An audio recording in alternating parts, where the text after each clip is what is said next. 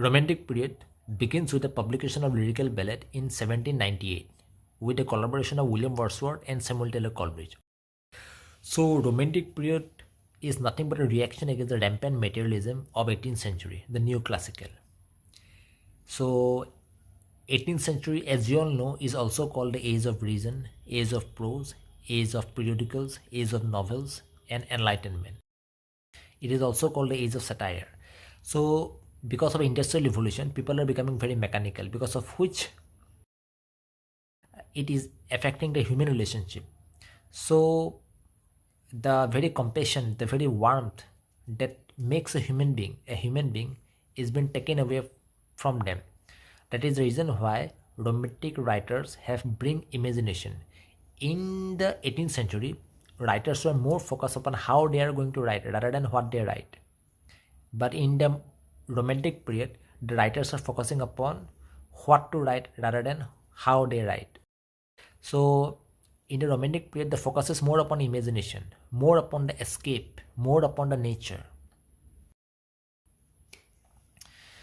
So romantic period is divided into two parts: the first generation romantic poets, which are also called the lake poets, and the second generation romantic poet.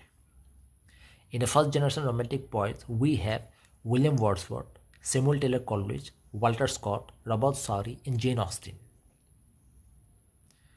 In the second generation romantic poets, we have Lord Byron, Percy Bysshe Shelley, Mary Shelley, and John Keats. We know William Wordsworth through his odes or the Prelude or the Tintern Abbey. We know Samuel Taylor Coleridge through his rhyme of Ancient Mariner and the Kubla Khan. Okay. Then came Victorian period. Victorian period starts from 1837 to 1901. The most significant, the most prominent, the most influential writer that representing the age of Victorian period are Charles Dickens, George Eliot, William Makepeace Thackeray, Thomas Hardy, Bronte's sister, Robert Louis Stevenson, Oscar Wilde, Robert Browning, Elizabeth Browning, Lewis Carroll, Lord Alfred Tennyson, and Matthew Arnold. Okay, so these are some of the writers of Victorian period. Okay, now Matthew Arnold died in 1888, and 1888 is the year when Thomas Stearns Eliot was born. Thomas Stearns Eliot Wesleyan was published in 1901, which is considered to be the beginning of modern period. Now let's talk about modern period. In the modern period, we have Henry James, Joseph Conrad, Edward Morgan Foster, Ford Madox Ford. We know Joseph Conrad, Heart of Darkness, Lord Jim. We know Edward Morgan Foster, The Passage to India. And The Passage to India is been reacted by Niravchi Chaudhary in his Passage to England.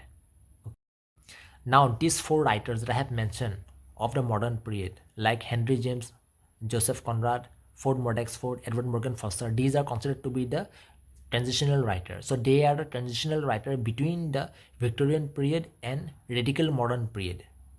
So they are modern writer, no doubt in that, but they are not radical. Okay, so they comes in between the Victorian period and the modern period. So the radical modern writers are Virginia Woolf and James Joyce. Why they are considered to be radical? Because of bringing the idea of feminism and stream of consciousness. Okay.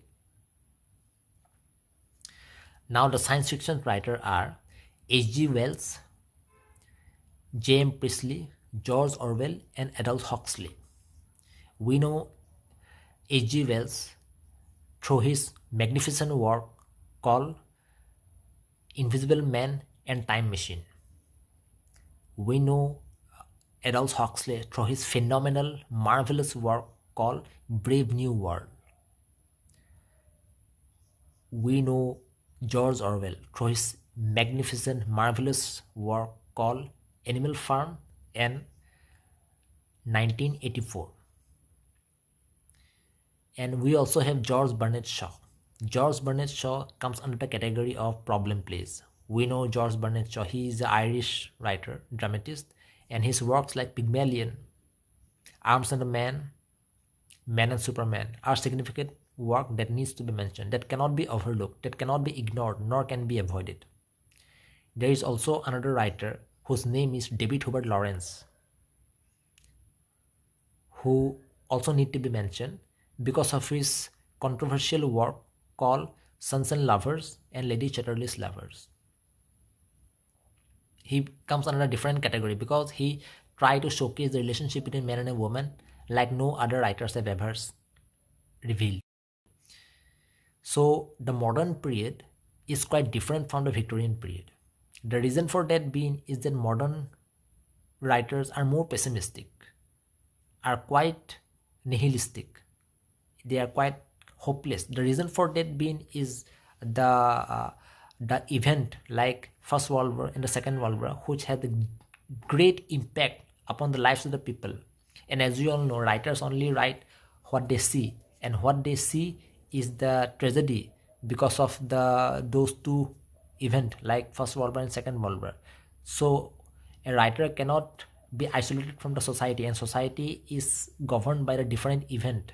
Okay, so these two particular tragedies or the event of the First World War and Second World War compelled the writer to be more pessimistic in tone, which is quite drastically different from the Victorian writers. Okay, now come the postmodern period. The postmodern period has enhanced the nihilistic view. So there we come absurdism. So we came across the idea called absurdism. That means the life is going to make very less sense.